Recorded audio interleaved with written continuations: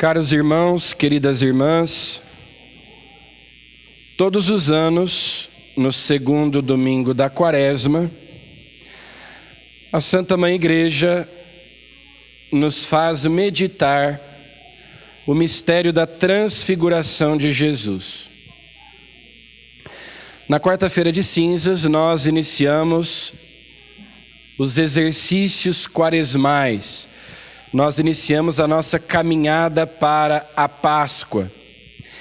E quando se inicia uma jornada, é muito importante que a meta, o termo desse caminho, esteja bem claro.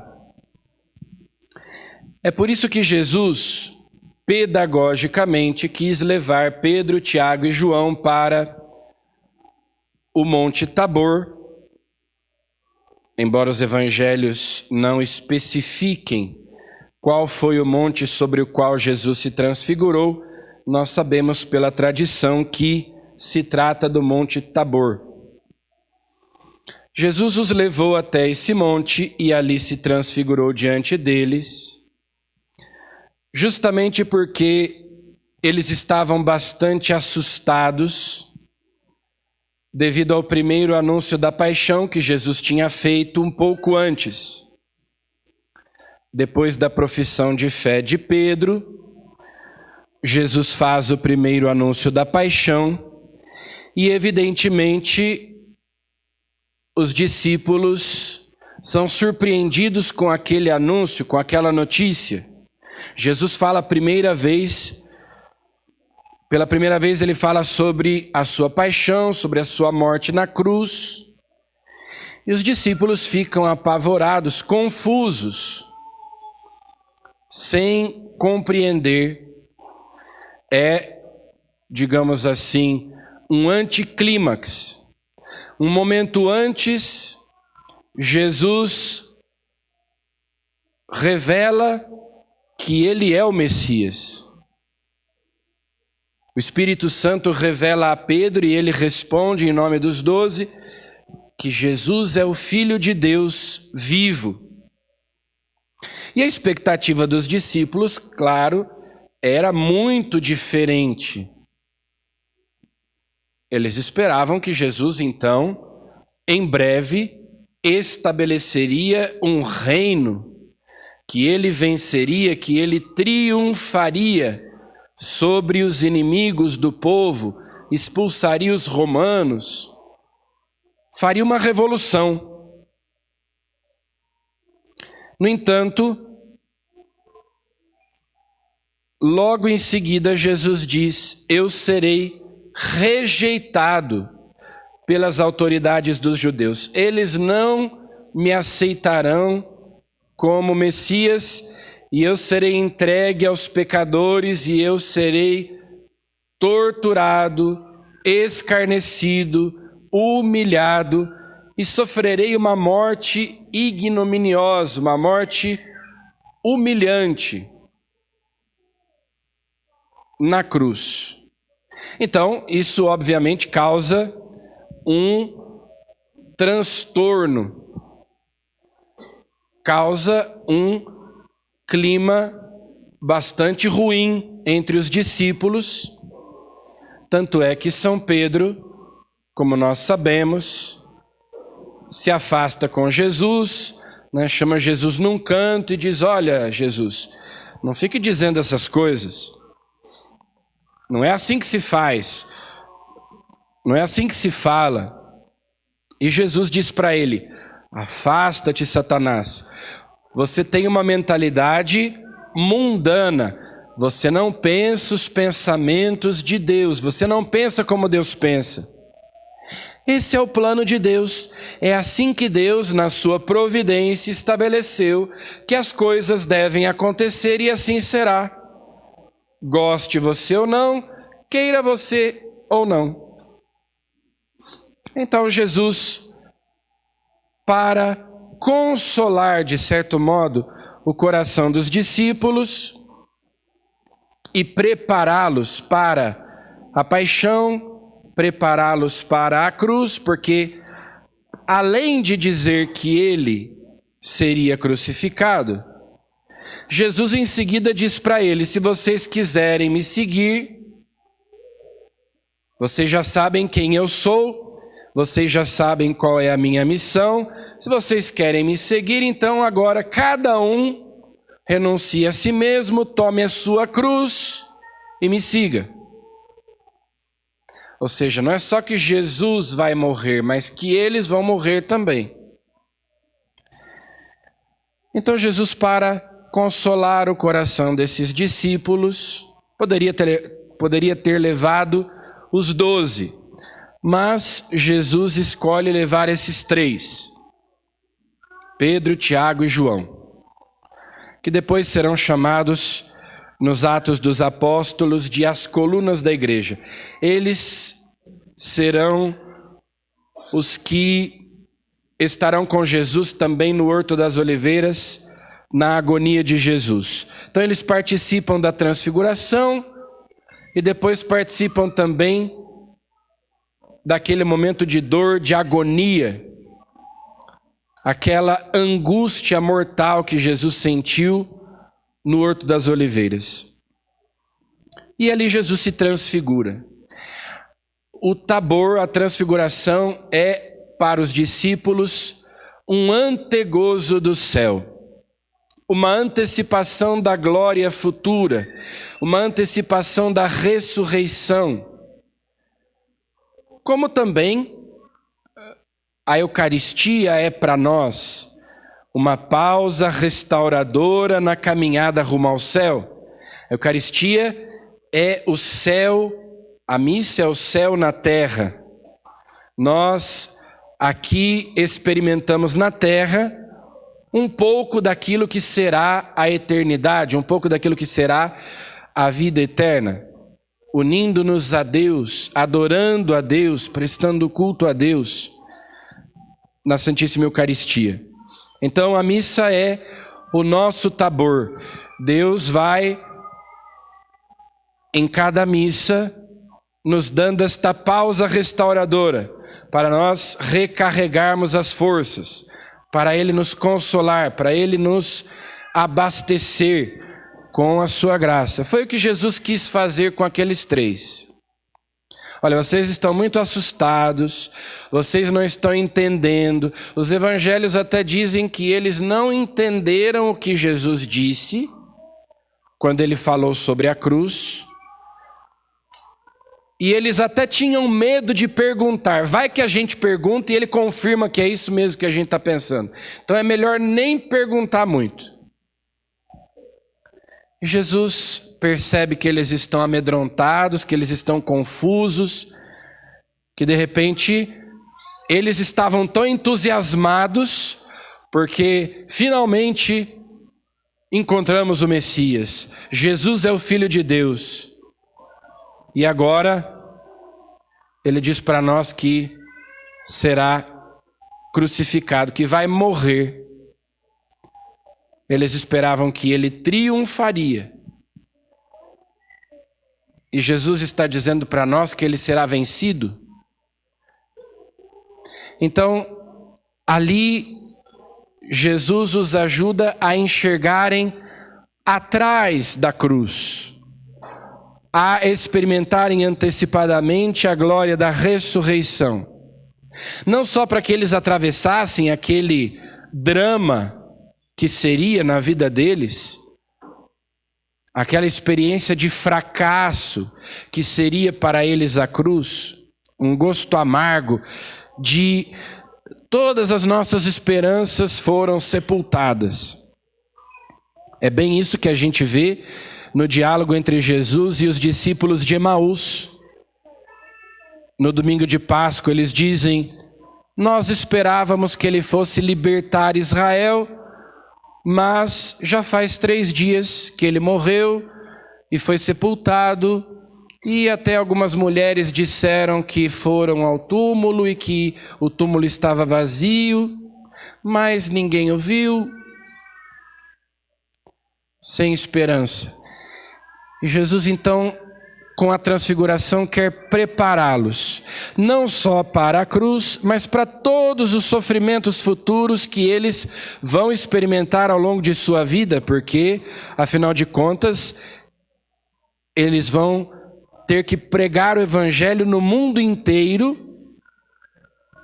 e vão ser perseguidos, e vão ser atirados nas prisões, e vão ser torturados e serão mortos.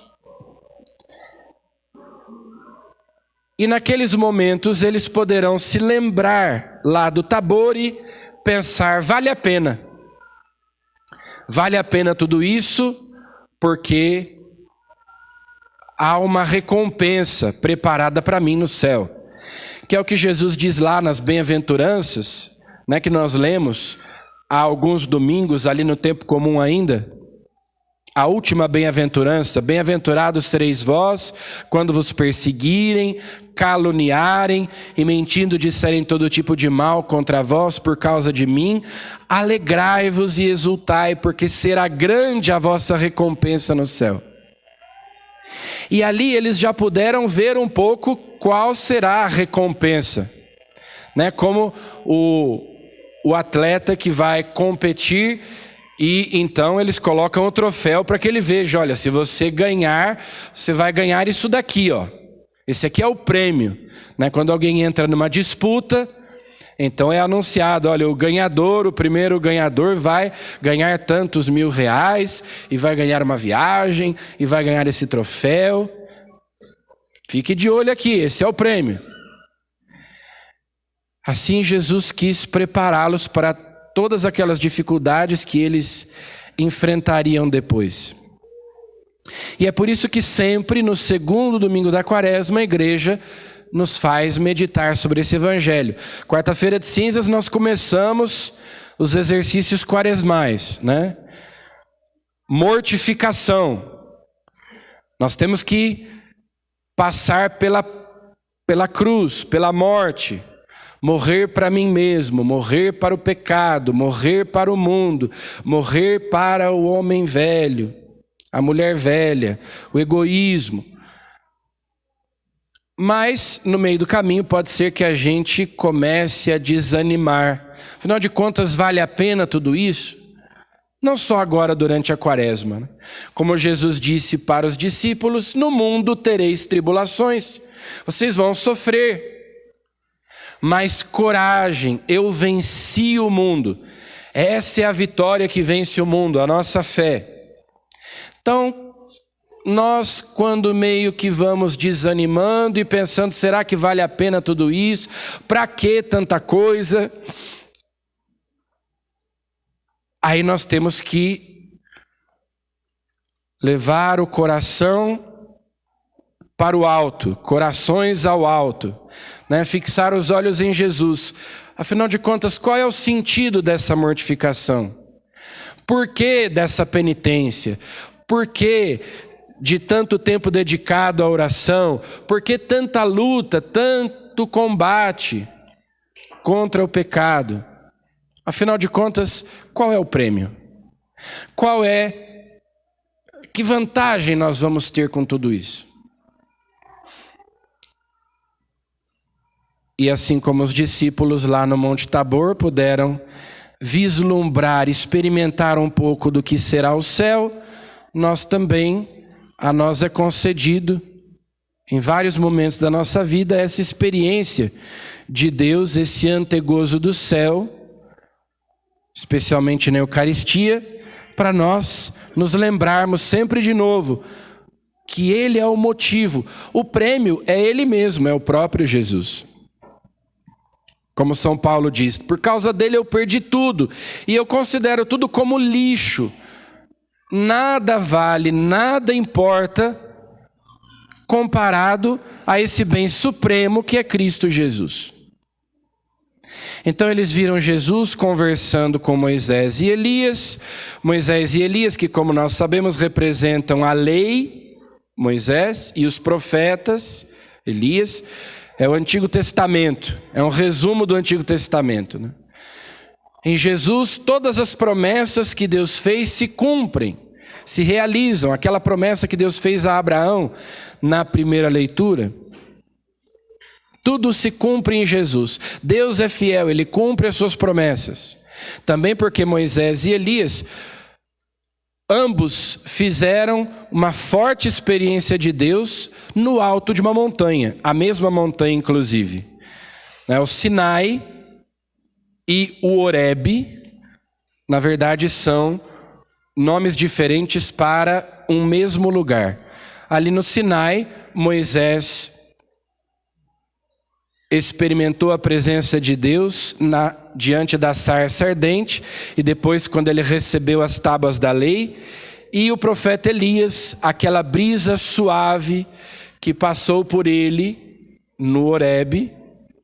Então, assim como aqueles dois sentiram, experimentaram, vivenciaram a presença de Deus no alto de uma montanha, também os 3 discípulos ali. E eles então, que antes ficaram entusiasmados, é igual aquele meme do Chico Buarque, né? A capa daquele disco que ele está contente, depois ele está triste. Então, Jesus é o Messias, viva, que maravilha, que beleza. Ele vai morrer, aí eles ficaram tristes.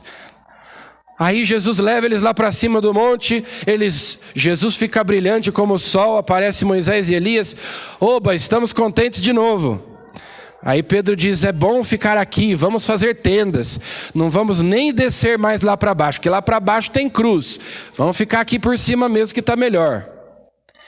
Aí dali a pouco vem a voz do Pai, vem uma nuvem, que é um símbolo do Espírito Santo, né? Como lá no batismo de Jesus, lá o Espírito Santo desceu em forma de pomba, aqui o Espírito desce em forma de uma nuvem luminosa, a sombra os envolve, como lá quando o anjo Gabriel disse que o Espírito Santo desceria sobre Maria e a sombra do Altíssimo a envolveria. Então eles são envolvidos por aquela nuvem, a Shekinah, e eles escutam a voz do Pai. E o Pai diz o quê? O que ele disse lá no batismo também: este é o meu filho muito amado. É isso mesmo. Eu confirmo aquilo que foi dito antes.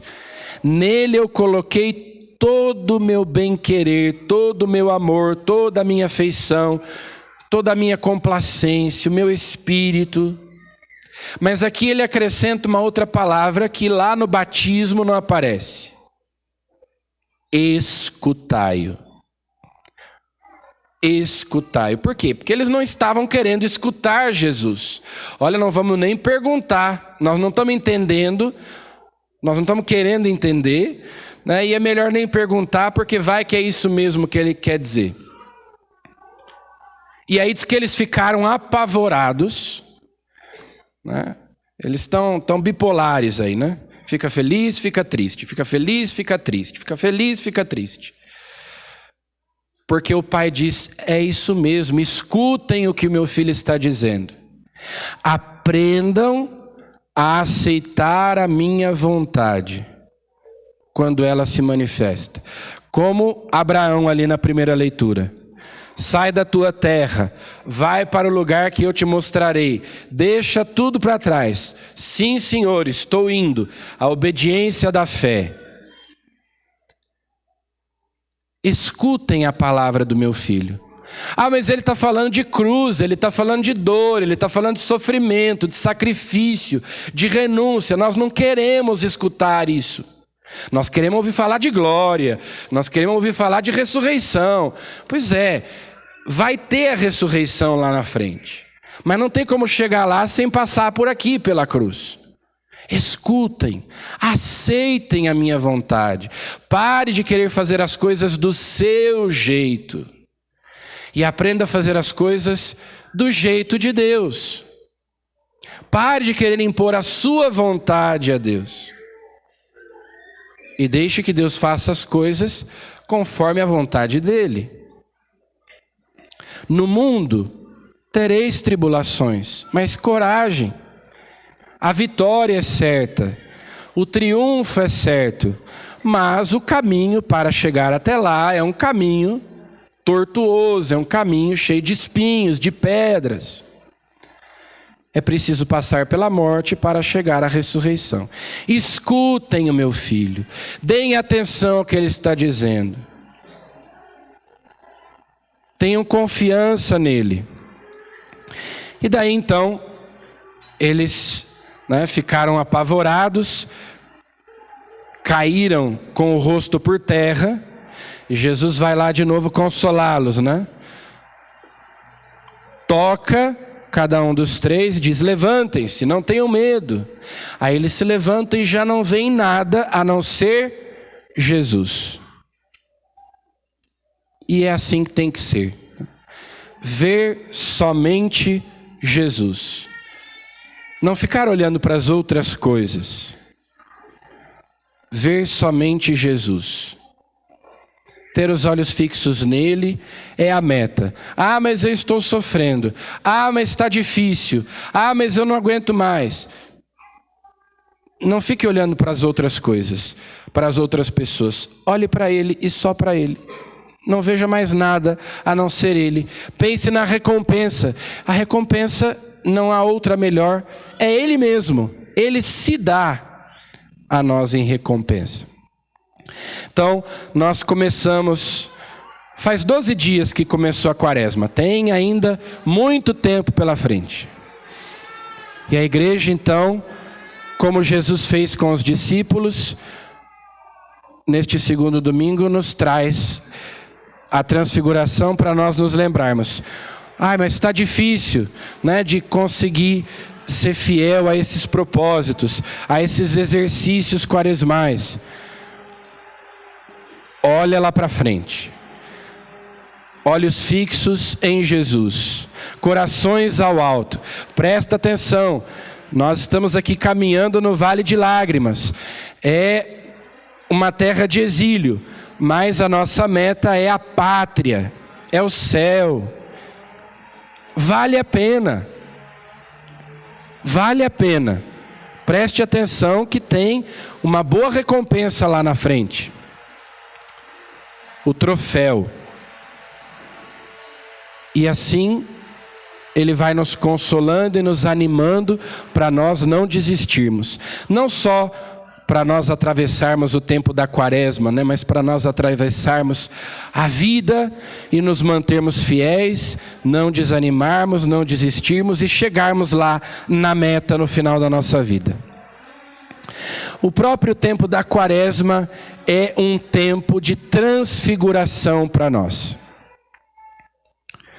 Deus nos criou a sua imagem e semelhança. E o pecado nos desfigurou. E a graça de Deus quer nos transfigurar, transformar a nossa vida. Quaresma é um tempo de purificação, de transfiguração, é um tempo de mudança de vida.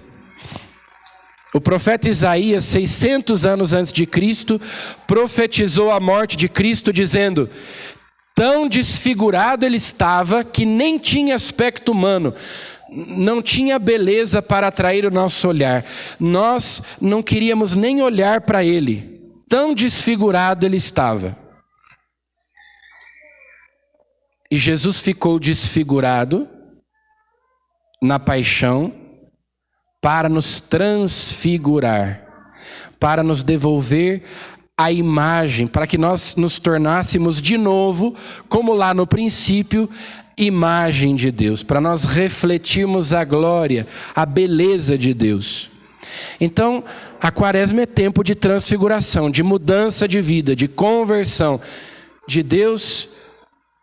Com o nosso consentimento, com a nossa ajuda, nós com a ajuda de Deus, Ele com o nosso consentimento, nós que estamos tantas vezes desfigurados pelo pecado, sermos transfigurados pela sua graça. Então, coragem, tenhamos confiança em Deus, escutemos a sua voz, queiramos fazer a sua vontade, obedecê-lo em tudo aquilo que ele nos diz, mesmo quando ele nos fala de cruz, mesmo quando ele nos fala de sofrimento, de renúncia, sejamos abnegados, Sejamos pessoas que, diante da vontade de Deus, sabem dobrar a própria vontade, sabem ser resignadas. Não queiramos fugir daquilo que Deus nos diz, mas obedecê-lo, escutá-lo e obedecê-lo, tendo os olhos fixos na nossa meta, que é Jesus. Nós vos adoramos, Senhor Jesus Cristo, e vos bendizemos, porque pela vossa Santa Cruz remistes o mundo.